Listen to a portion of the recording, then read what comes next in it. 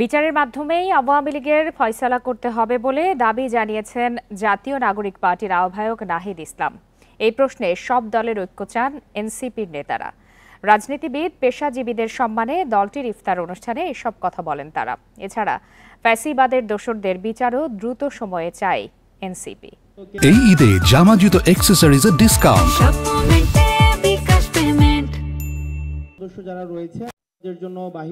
আত্মপ্রকাশের পর থেকে নানা স্তরের মানুষের সাথে মতবিনিময় করছে জাতীয় নাগরিক পার্টি। এর ধারাবাহিকতায় মঙ্গলবার রাজধানীর একটি হোটেলে ফ্যাসিবাদ বিরোধী রাজনীতিবিদ, পেশাজীবী, অ্যাক্টিভিস্ট, আলেম ও বিশিষ্টজনদের সম্মানে ইফতারের আয়োজন।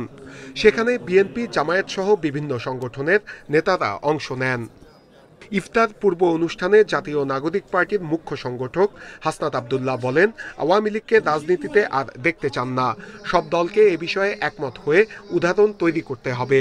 এই খুনি ফ্যাসিস্ট শেখ হাসিনার যে বিচার রয়েছে এবং আওয়ামী লীগকে আমরা পরবর্তী বাংলাদেশে আমরা রাজনীতিতে দেখতে চাই কি চাই না, এই বিষয়গুলোকে আমরা প্রত্যাশা রাখবো যে আমাদের রাজনৈতিক যে দলগুলো রয়েছে সেই দলগুলো একটি ঐক্যমত্যের মধ্য দিয়ে যাবে। দলের সদস্য সচিব আক্তার হোসেন বলেন, মানুষ এমন রাজনীতি দেখতে চায় যেখানে পারস্পরিক প্রতিযোগিতা থাকবে, মারামারি, চাঁদাবাজি স্থান পাবে না। পারস্পরিক প্রতিযোগিতা থাকবে, আদর্শের প্রতিযোগিতা থাকবে, পলিসির প্রতিযোগিতা থাকবে, থাকবে জনসেবা করবার প্রতিযোগিতা। সেই রাজনীতিতে কোনোভাবেই চাঁদাবাজির কোনো স্থান হবে না, সেই রাজনীতিতে কোনোভাবেই মারামারির কোনো স্থান হবে না।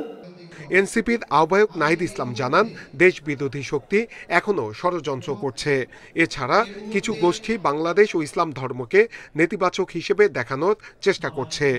সন্ত্রাস ও উগ্রবাদের বিষয়ে সরকারকে কঠোর হতে হবে।